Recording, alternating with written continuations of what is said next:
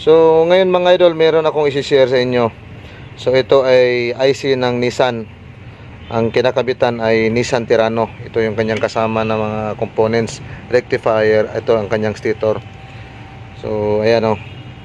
Ang pagko-connection rito, ayan, dalawang pin ito. Itong tinuturo ko, ito yung kanyang power. Dito naman, ito ang kanyang magic eye. Yan. Itong taas, ito ay lock. Iyon, no. So, yan lang ang pagko-connection. So, kapag binaliktad nyo yan, delikado, matutudas itong IC. So, dito naman tayo sa ibang components nya. Yan, papasilip lang natin. Iyon, no. Yan.